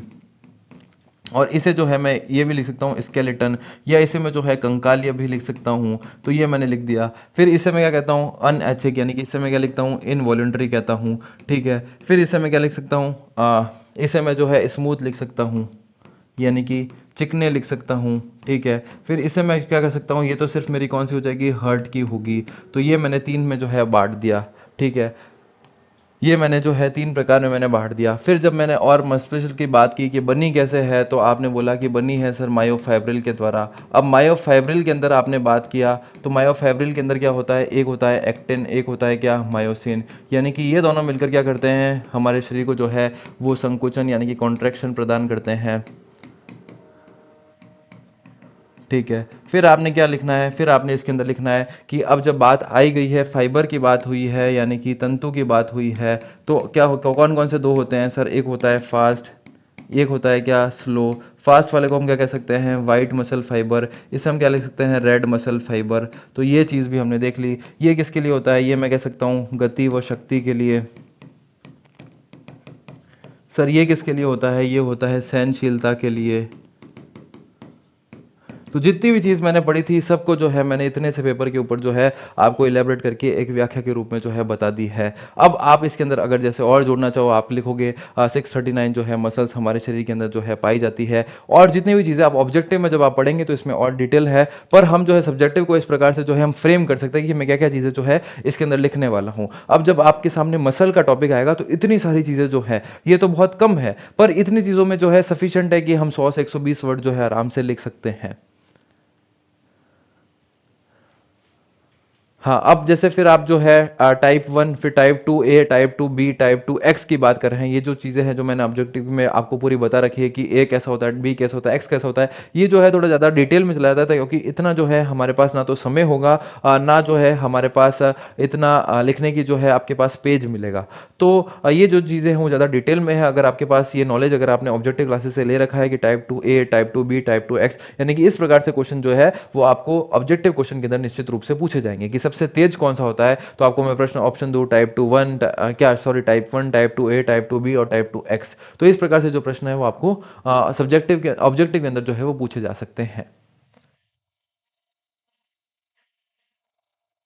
क्लियर है भाई चीज? तो ये आपको जो है अपने प्रैक्टिस करनी पड़ेगी इन चीज़ों की, जितनी आप लिख लिख के प्रैक्टिस करोगे। अब देखो मैंने सिर्फ आपके सामने 2-3 पेज पढ़े और मैंने जो है इस प्रकार से चीज़ों को लिख दिया, यानी कि सारी चीज़ें मेरे एक पेज में आ गई। अब जब मैं फ्रेम करूंगा, जैसे ही मेरे सामने क्वेश्चन आएगा तो मेरे सामने इतनी सारी चीज़ें हैं लिखने के लिए, अब मैं जो है उसको एक एक पॉइंट बनाकर, बुलेट पॉइंट्स बनाकर जो है इनको लिखूंगा। तो ये आदत जो है ये आपके अंदर जब डेवलप होगी तभी हम जो है सब्जेक्टिव क्वेश्चंस को लिख पाएंगे अच्छी तरीके से। हाँ भाई, क्लियर आया, थोड़ा थोड़ा समझ आया कैसे जो है क्वेश्चन को अटेम्प्ट करना है आपको, कैसे जो है इंट्रोडक्शन लिखना है, कैसे जो है मेन बॉडी लिखनी है। यानी कि इंट्रोडक्शन में हमने सिर्फ जो है 3 प्रकार की एक लाइन लिख दी, फिर मेन बॉडी के अंदर जो है हम तीनों को एलेबरेट करते हैं। तो ये जो चीज़ें हैं ये प्रैक्टिस से आएगी, आप जितनी बार प्रैक्टिस करोगे उतना जो है आप अच्छी तरीके से लिख पाओगे। पर अब प्रैक्टिस के लिए ये चीज़ें पहले याद भी होनी चाहिए। हाँ भाई, क्लियर है सभी को? हम चले इफेक्ट के ऊपर।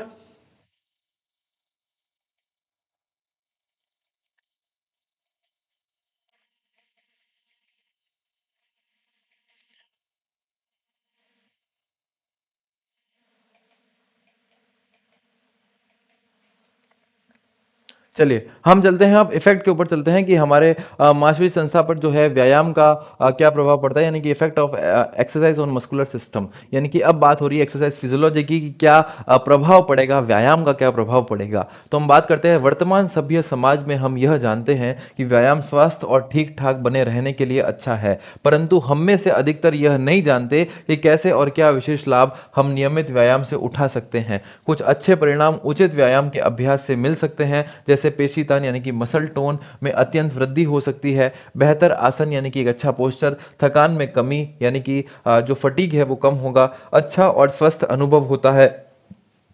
मांसपेशी संस्था में व्यायाम से होने वाले विशेष प्रभाव निम्नलिखित है। यानी कि जब आपसे ऐसा प्रश्न पूछा गया कि इफेक्ट ऑफ मस्कुलर सिस्टम क्या होगा, यानी कि क्या इफेक्ट होगा, तो हम देखते हैं कि अब इसने जो इंट्रोडक्शन में बताया कि हम में से जो है अधिकतर लोग जो है बस ये तो जानते हैं कि जो हम व्यायाम करते हैं तो उसे ठीक रहेगा, पर क्या उसके प्रभाव पड़ते हैं हमारे ऊपर ये हम लोगों को नहीं पता है। तो उसने बताया कि ये चीज़ें जो होती है, जैसे हमने देखा कि मसल टोन में जो है वो वृद्धि होती है, यानी कि हमारी जो मांसपेशी जो उत्तक होते हैं उसके अंदर क्या होती है, वृद्धि होती है। हमारा एक बेहतर आसन बना रहता है, यानी कि बॉडी का जो पोस्चर होता है वो अच्छा दिखता है। फिर उसने बताया कि आपको जो है जल्दी से थकान नहीं होती, थकान में कमी होती है। फिर अच्छा और स्वास्थ्य जो है अनुभव के लिए क्या होता है, अनुभव होता है। और इसने जो है निम्न चीज़ों को आगे बता रखा है। अब एक एक चीज़ों के ऊपर जो है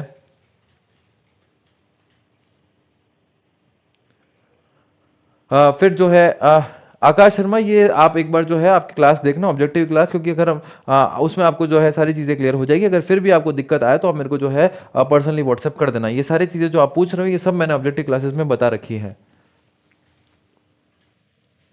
ठीक है, तो हम चलते हैं कि मांसपेशी अतिवृद्धि यानी कि सबसे पहला जो पॉइंट आता है मसल हाइपरट्रॉफी। आज जो है आप जाते ही यहाँ से जैसे ही क्लास खत्म हो, अब ऑब्जेक्टिव क्लासेस को वहाँ पर जाना, वहाँ पर मस्कुलर सिस्टम को जो है आप खोलना, आपको सारी चीज़ें जो है वो क्लियर हो जाएगी।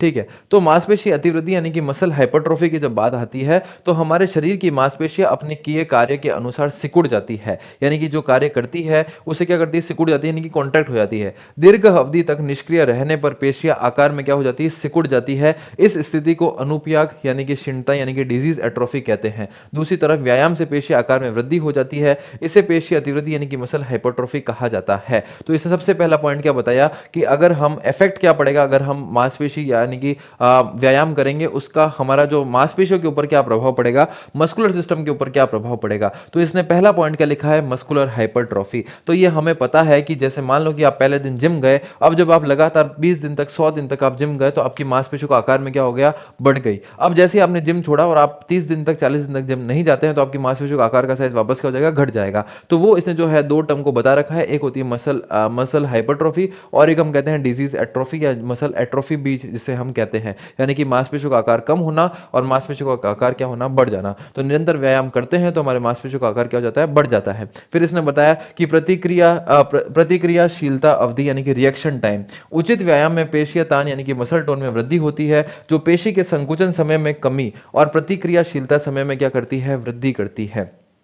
यानी कि इसने बोला है कि उचित व्यायाम अगर आप करते हो तो आपकी जो मसल टोन में तो वृद्धि होती है, जो क्या करती है, पेशी की जो संकुचन समय है यानी कि कॉन्ट्रैक्शन टाइम है और प्रतिक्रियाशीलता जो समय है यानी कि रिएक्शन टाइम है उसमें भी क्या करती है, वृद्धि करती है। तो ये उसने बोला है कि सर ये जो है मसल टोन में तो आपकी वृद्धि करेगी करेगी, साथ में क्या होगी, आपके रिएक्शन टाइम के अंदर और एक आपका क्या कॉन्ट्रैक्शन टाइम के अंदर भी क्या करती है, वृद्धि करती है। तो ये इसने दूसरा पॉइंट बताया। अब आप देखोगे तीसरा पॉइंट इसने क्या बोला कि मांसपेशियों में ऊर्जा पूर्ति की यानी कि एनर्जी सप्लाई टू मसल्स। दीर्घ अवधि के प्रशिक्षण के प्रभाव से यानी कि अगर आप लंबी अवधि के प्रशिक्षण करते हैं, दीर्घ अवधि यानी कि लॉन्ग टाइम के लिए आप करते हैं, तो ऊर्जा पूर्ति करने वाले तत्व जैसे एटीपी, पेशीय ग्लाइकोजन, मसल ग्लाइकोजन और क्रिएटिन फॉस्फेट जैसे शरीर को अधिक ऊर्जा की आपूर्ति करते हैं। यानी कि इसने बोला है कि अगर आप लॉन्ग टाइम तक आप करोगे, दीर्घ अवधि के प्रशिक्षण के प्रभाव से शरीर में क्या होता है, ऊर्जा पूर्ति करने वाले तत्व यानी कि जो हमारे शरीर में जो है सबसे पहले ऊर्जा देते हैं, तो उसमें नाम आता है किसका,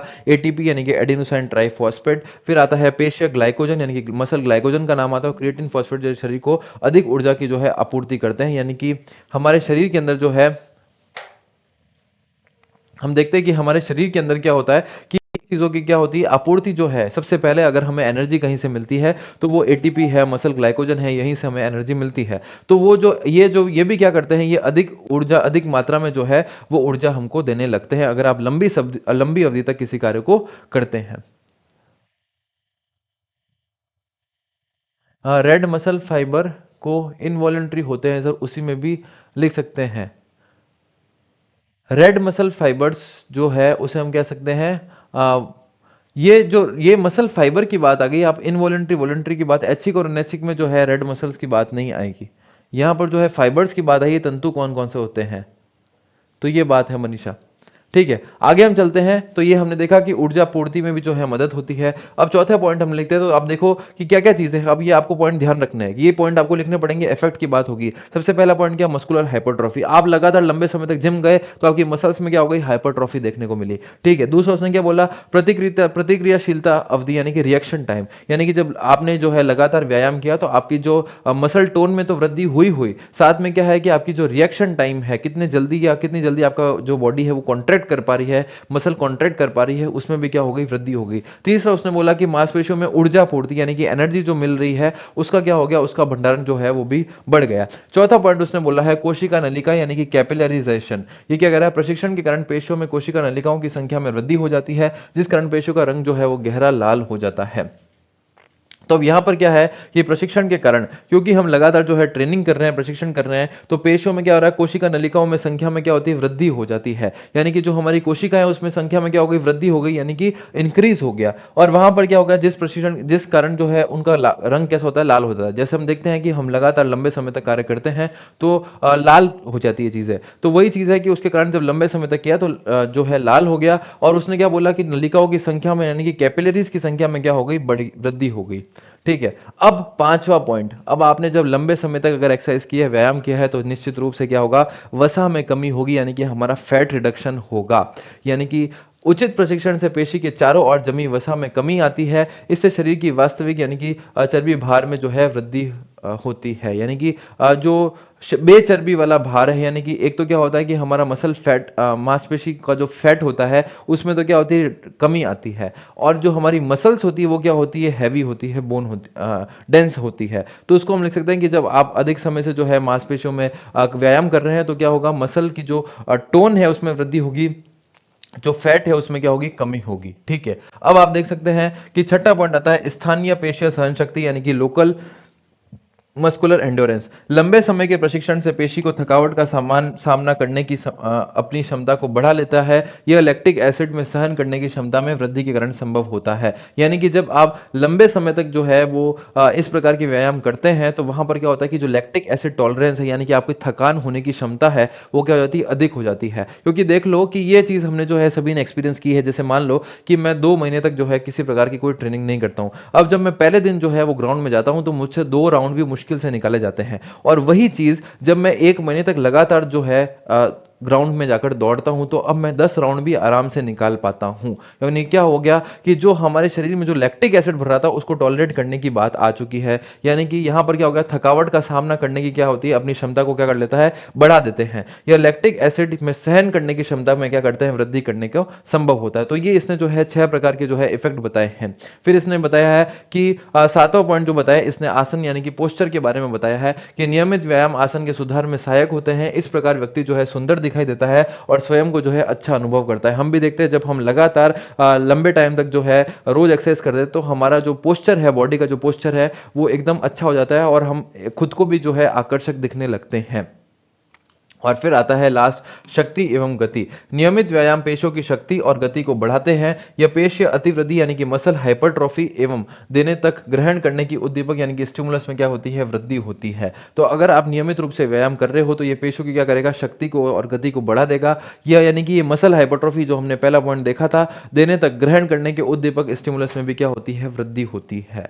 तो ये जो है ये कुछ 8 पॉइंट है। आपको ये कम से कम पॉइंट जो है वो याद होने चाहिए कि मस्कुलर सिस्टम के क्या क्या प्रभाव होते हैं। अगर मैं सबको रिवाइज कराऊं तो एक तो क्या है, मस्कुलर हाइपरट्रॉफी, ये हमको याद हो गया सर। और लास्ट पॉइंट हमने देखा क्या, शक्ति एवं गति यानी कि स्ट्रेंथ एंड स्पीड में भी बात हो गई। ठीक है सर, यानी कि जब आपकी मसल हाइपरट्रॉफी होगी तो अब फटाफट क्या होगा, संकुचन होगा। देखो 3 पॉइंट मिलते जुलते हैं, एक जैसे याद करना है। सबसे पहले क्या बोला, मस्कुलर हाइपरट्रॉफी। जब मस्कुलर हाइपरट्रॉफी हुई तो आपने क्या बोला कि आपकी स्पीड और यानी कि शक्ति और गति यानी कि स्पीड एंड स्ट्रेंथ भी आपकी बढ़ गई। और फिर आपने क्या हुआ, जब ये चीजें बढ़ी तो क्या हुआ, मांसपेशी की फटाफट संकुचन करने की जो आदत थी यानी कि रिएक्शन टाइम जिसे मैं कह सकता हूं, प्रतिक्रियाशीलता समय जिसे मैं कह सकता हूं, वो भी बढ़ गया। तो एक पॉइंट से मैंने 3 पॉइंट को याद कर लिया। फिर क्या हो गया कि जब अब ये चीजें बढ़ी है तो मैं क्या बना, ऊर्जा शक्ति भी बढ़ गई। यानी कि जो ऊर्जा मेरे को मिल रही थी वो अब क्या है, ज्यादा मिल रही है। फिर मैंने कहा क्या, सहन शक्ति यानी कि जो भार को या मैं कह सकता हूं कि थकान को सहन करने की क्षमता है वो भी यहां पर बढ़ गई। ठीक है। फैट में सर निश्चित रूप से कमी आएगी और कोशिका नलिका यानी कि कैपिलराइजेशन का पॉइंट हमें याद करना है। तो ये जो पॉइंट है, अब इसके अलावा भी बहुत सारे पॉइंट होते हैं पर कम से कम ये अगर ये जो है ऑथेंटिक पॉइंट्स है जो किताबों से लिए गए हैं तो ये अगर आप लिख के आएंगे तो निश्चित रूप से यहां पर आपको नंबर मिलेंगे। तो हमारा 4 नंबर का क्वेश्चन है, कम से कम हमको 4 पॉइंट जो है इनमें से लिखने हैं, 4 पॉइंट लिखने हैं। अब 4 पॉइंट सर मैंने मुंह पे आपको याद करा दिए हैं, देखो याद करके सोचो। सबसे पहले तो सर क्या होगा, अगर आप नियमित रूप से व्यायाम करेंगे तो मस्कुलर हाइपरट्रॉफी होगी यानी कि मांसपेशी क्या होगी, वृद्धि होगी। जब मांसपेशी में वृद्धि हो रही है तो फटाफट क्या होगा, रिएक्शन टाइम यानी कि संकुचन समय भी होगा। और जब ये हो रहा है तो आप क्या होगी, आपकी शक्ति और गति में क्या होगा, ज्यादा विकसित होगी। जब 3 चीजें हो गई तो आपने क्या बोला, अब मेरे को थकान जो है वो लंबे समय तक नहीं होगी या मैं उसको टॉलरेट कर सकता हूं। जब ये हो गया तो आपने कहा अब मेरे को जो ऊर्जा है यानी कि जो एनर्जी है वो मेरे को ज्यादा मिलेगी। जो मेरे स्रोत थे, मुख्य स्रोत यानी कि एटीपी से, ग्लाइकोजन से, ये पॉइंट मैंने देखा। और फिर सर क्या होगा, जब मैं एक्सरसाइज कर ही इसलिए रहा हूं क्योंकि क्या होगा कि वजन क्या होगा, मसल का जो फैट होगा वो क्या होगा, कम होगा। तो बिल्कुल 4 पॉइंट जो है 4 नंबर के क्वेश्चन में 4 पॉइंट आपको लिखने हैं कम से कम। 4 पॉइंट तो आपको लिख के ही आने हैं, इस पॉइंट को आपको ध्यान रखना है। तो मैंने आपको 8 पॉइंट बताए, अब 8 पॉइंट में से मैंने आपको याद करवा दी। अगर आप खुद थोड़ा सा सोच के देखो सर क्या क्या आपने पॉइंट बताए हैं, तो अगर मैं यहाँ पर आपको शॉर्ट में बताऊं क्या क्या पॉइंट हो सकते हैं, इफेक्ट क्या होगा, प्रभाव क्या होगा मांसपेशी का, तो अब मैं सबसे पहले हमने जो यहाँ पर पॉइंट लिखा था इस पेज के अंदर ही मैं आपको बताता हूँ। ठीक है, इसको मैं करता हूँ थोड़ा सा साइड। अब देखो मेरे को किस तरीके से फ्रेम करना है। मैंने कहा यहां पर मेरा जो है क्या प्रभाव पड़ता है। अब देखो इसको मैं किस तरह से शॉर्ट में जो है याद कर सकता हूं। मैंने कहा प्रभाव क्या पड़ता है, इफेक्ट क्या पड़ता है। जब बात होती है इफेक्ट की तो सर आपने बोला कि मस्कुलर हाइपरट्रॉफी तो होगी, मस्कुलर हाइपरट्रॉफी तो होगी, यानी कि जो टोन है, मसल टोन है, उसमें तो वृद्धि होगी, उसमें तो क्या होगी, वृद्धि होगी। जब मस्कुलर हाइपरट्रॉफी हुई है तो मेरा रिएक्शन टाइम भी जो होगा क्या होगा, फास्ट होगा। रिएक्शन टाइम क्या होगा, फास्ट होगा। प्रतिक्रिया समय, जब रिएक्शन टाइम हो गया, प्रतिक्रिया समय हो गया, तो मैंने कहा स्पीड और स्ट्रेंथ का भी आप पॉइंट लिख ही दो, स्पीड और स्ट्रेंथ का। जब आपने ये पॉइंट लिख दिया तो सर आपने कहा कि सर एक तो मैं करी एक्सरसाइज इसलिए रहा हूं, क्या क्या होगा, मसल फैट जो है वो क्या होगा, कम होगा। तो मसल फैट के बारे में मैंने लिख दिया, मसल फैट रिडक्शन मैंने लिख दिया। सर आपने इतना बता दिया, तो आप ये बताओ कि अब जब मैं पहले दिन जब मैं जिम में जो है डंबल उठा रहा था तो सिर्फ मैं 2 ही उठा रहा था, अब मैं 8 उठा पा रहा हूं। यानी कि एक तो क्या हो गया, मेरी एनर्जी जो है, एनर्जी स्रोत जो है वो क्या हो गई, बढ़ गई। और इसी के साथ साथ मैंने क्या बता दिया कि जो लैक्टिक एसिड टॉलरेंस है, भार झेलने की क्षमता है, वो भी क्या हो गई, बढ़ गई। तो आपने जो है 6 पॉइंट तो जो है सीधे सीधे याद ही कर लिए। अब इसके अलावा आप देखो, इसके अलावा जो है हमारे पास क्या पॉइंट बचते हैं, तो वसा में लिख दिया, लोकल मस्कुलर एंड्योरेंस लिख दिया, कैपिलराइजेशन का हम पॉइंट जो है यहाँ से लिख सकते हैं, एनर्जी सप्लाई हमने पढ़ लिया है। और एक पॉइंट जो है हमारा यहाँ से ये बचता है आसन, यानी कि पोस्चर जो है अच्छा हो जाएगा। यानी कि मैं सर कर ही इसलिए रहा हूँ क्योंकि मेरा क्या होगा, पोस्चर अच्छा होगा। तो मैं यहाँ पर क्या लिख देता हूँ, पोस्चर यानी कि आसन के बारे में लिख देता हूँ। तो इस तरीके से जो है जब ऐसा सवाल आप करेंगे तो ये पॉइंट जो है, ये दोनों अलग अलग क्वेश्चन बनते हैं। एक 4 नंबर का क्वेश्चन ये बनता है, एक 4 नंबर का क्वेश्चन जो है वो ये बनता है। तो इस तरीके से जो है आपको फ्रेम करना आना चाहिए क्वेश्चन को कि मेरे को क्या क्या लिखना है। क्लियर है भाई चीज? हाँ भाई, सभी बताएं, सभी को क्लियर है इतनी चीजें? तो ये जो है हमने मस्कुलर सिस्टम का पढ़ लिया है। अब हम जो है परिसंचरण तंत्र यानी कि सर्कुलेटरी सिस्टम की जो है हम बात करेंगे।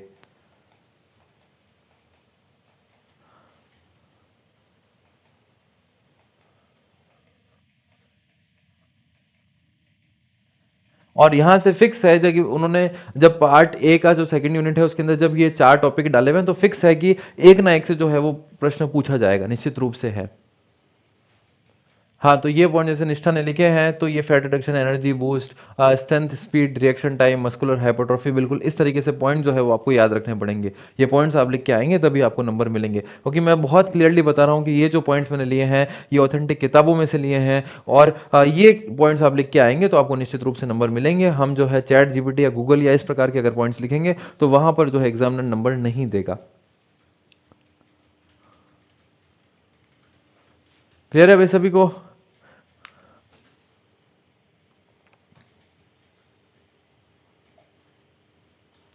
हाँ भाई, सभी सभी जवाब दे। नीरज, निष्ठा, सोनिया, देवांशी, अनूप, निकुंज, के एम, शिवानी, आकाश शर्मा, सत्या, मोना, निधि, विकास, मनीषा, नीति, भागचंद, शर्मिला, आशुतोष, सभी सभी जो है जवाब दीजिए भाई जल्दी। समझ आ रही चीज़ों को कैसे करना है, क्योंकि ये जो सब्जेक्टिव वाला जो पैटर्न है ये पहली बार हुआ है। और हमें जो है अब यहाँ पर अगर हमें 4 में से 4 नंबर, 3.5, पौने 4 नंबर लेकर आने हैं तो चीज़ों को जो है इस तरीके से लिखना पड़ेगा। याद हो रहे हैं साथ साथ में पॉइंट्स कैसे याद करने हैं, कैसे जो है दिमाग के अंदर सेटअप करना है कि मुझे प्रश्न के अंदर क्या लिखना है। ये जो प्रश्न, ये जो आप इतनी बार प्रैक्टिस होनी चाहिए कि आपको जो है जैसे प्रश्न है आपको जो है याद हो जाए। क्योंकि मैं कहूँ अगर ईमेल्स का सिलेबस है वो ज़्यादा बड़ा नहीं है, वो ज़्यादा लेंथी नहीं है। एकदम आपको स्पेसिफिक स्पेसिफिक जो है पॉइंट्स दिए गए हैं और वहीं से प्रश्न जो है वो पूछे जाएंगे।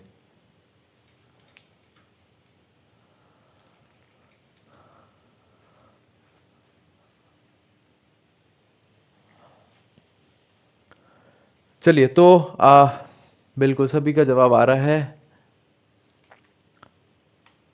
निकुंज, निष्ठा, नीरज, अनूप, सत्या, के एम, निधि, आशुतोष, सभी का जवाब आ रहा है। ठीक है, तो आज की जो क्लास है वो हम इतनी रखते हैं। कल से हम थोड़ी क्लासेस को और लंबे समय तक हम थोड़ा बढ़ाएंगे और जल्दी भी क्लासेस को एक बार स्टार्ट कर देंगे, और टाइमिंग जो है वो मैं आपको ग्रुप में कर दूंगा।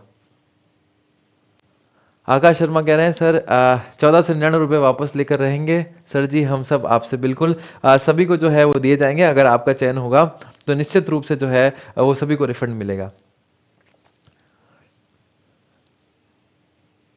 क्लियर है? तो हमें जो है ज़्यादा घबराना नहीं है, ज़्यादा पैनिक नहीं करना है। जो हम चीज़ों को जितना पढ़ रहे हैं, जितना समझ रहे हैं, आपके लिए जो होमवर्क है वो ये है कि देखो ये हमारा टॉपिक चल रहा है, आपको जो है ऑब्जेक्टिव क्लासेस जो है साथ-साथ में आप देखते चलो, क्योंकि हमारा जो है पार्ट बी जो है वो साथ-साथ में खत्म होना चाहिए। मैं कह रहा हूँ निश्चित रूप से हम यहाँ से 25 से 30 दिन में आराम से इस कोर्स को खत्म कर देंगे, पर वो मज़ा तब आएगा जब आप साथ-साथ में ऑब्जेक्टिव वाली क्लासेस जो है वो देखते चलें। तो आपका जो यहाँ से होमवर्क है कि आपको ये चीज़ें आपको एक बार वापस देखनी है। सभी नोट जो है वो आपके सबके पास है। पूरा उम्मीद करता हूँ कि हर सबने जो है वो डाउनलोड कर लिए होंगे, प्रिंट आउट निकाल दिए होंगे, उसमें जो है आप टिक मार्क करते रहिए।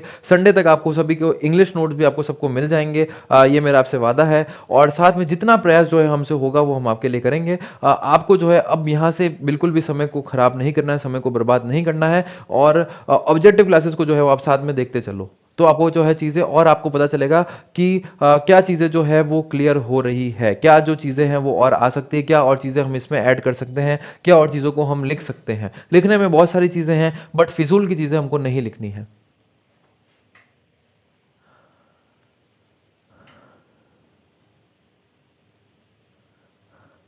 सर मुझे भी चाहिए, हाँ जी बिल्कुल, जितने भी है जिन्होंने पहले से किया है सभी को जो है रिफंड किया जाएगा। ठीक है, चलिए। सर गेम्स में जो है कौन सा गेम आ सकता है? तो गेम्स के अंदर आप ध्यान रखिए कि मैं जो आपको निश्चित गेम्स कराऊंगा आपको वो पढ़ के जाने हैं। वो गेम अगर आप कर लेंगे, बस मैं आपको कहता हूँ 99%, मैं फिर से कह रहा हूँ, वादा ले रहा हूँ आपसे कि 99% क्वेश्चन वहीं से आएगा। आप जिस दिन पेपर देकर आएंगे उस दिन आप मेरे से बात कर लेना। तो मैं काफ़ी सारी रिसर्च कर रहा हूँ, काफ़ी सारे अनुभवों के आधार पर जो है आपको गेम्स कराऊंगा। जो गेम्स मैं आपको करा रहा हूँ वो आपको पढ़कर जाने हैं। अगर वो आप नहीं पढ़ेंगे तो फिर भैया दिक्कत है। उसके अलावा जो आपको पढ़ने हैं वो आपकी मर्जी है, पर जितना मैं आपको दे रहा हूँ उतना आपको पढ़ कर जाना है, इस बात को आप ध्यान रख लेना। तो जो गेम्स जो आपको मैं 12 गेम 10-11 गेम्स जो भी मैं आपको कराऊंगा, बस वो आप उसके ऊपर आप कॉन्फिडेंस रखो। अगर आपने कोई विद्यार्थी अगर मुझसे पढ़ रहा है और वो मेरे पर ट्रस्ट नहीं कर पा रहा है कि सर मैं इससे और क्या पढ़ूं या मुझे और क्या पढ़ना चाहिए, देखो कम से कम तो आप ये पढ़ना है, इसके अलावा आपकी जो मर्जी है आप पढ़ो। बट अगर आप ये नहीं पढ़ के जाओगे तो फिर दिक्कत है। तो जो मटेरियल आपको प्रोवाइड हो रहा है, जो चीज़ें जो नोट्स आपको मिल रहे हैं, वो आपको कम से कम यहाँ से पढ़कर जाने हैं। चाहे उसके अलावा आप कोई भी किताब पढ़ो, मुझे कोई मतलब नहीं है। आप कोई भी नोट्स पढ़ो, कोई भी चीज़ें देखो, मुझे मतलब नहीं है, पर ये जो चीज़ें जो मैं आपको दे रहा हूँ वो यहाँ से पढ़कर जा रहे हैं। इस बात को आपको ध्यान रखना है। अगर कोई विद्यार्थी मुझसे नहीं पढ़ रहा है, अगर वो मुझ पे भरोसा नहीं कर रहा है, और अगर वो पढ़कर भी भरोसा नहीं कर रहा है, अगर वो दूसरी चीज़ों के ऊपर जो है ज़्यादा दिमाग डाल रहा है कि सर ये भी मैं पढ़ लेता हूँ, वो भी पढ़ लेता हूँ, तो वो बीच में फंस जाएगा। फिर आप चाहे मैं कितना भी अच्छा पढ़ा दूँ, उसको चीज़ें समझ नहीं आएगी, वो जो है उसका सिलेक्शन नहीं हो पाएगा। तो आपने अगर किसी चीज़ पे जो ट्रस्ट किया है तो फिर आप ट्रस्ट बनाए रखो। मैं कह रहा हूँ जिस दिन हमारा पेपर होगा उस दिन हम यहाँ पर मिलकर डिस्कस करेंगे क्या क्या चीज़ें यहाँ से आई है। ये मैं आपको वादा कर रहा हूँ, क्योंकि बहुत चीज़ों के ऊपर रिसर्च करके मैं आपको जो है नोट्स प्रोवाइड कर रहा हूँ। तो निश्चित रूप से यहीं से सवाल आपको देखने को मिलेंगे। चलिए, ठीक है, तो फिर हम आज की क्लास को जो है यहीं पे समाप्त करते हैं। कल से जो है हमारा एक फिक्स टाइम हम बना लेंगे कि क्या टाइम हमारा रहेगा, और उस टाइम के अंदर जो है हम क्लासेस को जो है लेंगे यहाँ पर। प्रिंट आउट कैसे करें? प्रिंट आउट सभी को जो है रिकॉर्ड के अंदर मैंने आपको बताया कि आपको नोट्स जो है मिल जाएंगे, आप वहां से प्रिंट आउट निकाल दीजिए। इन सभी का प्रिंट आउट हो जाएगा, सभी का प्रिंट आउट हो जाएगा, किसी प्रकार की कोई दिक्कत नहीं आएगी।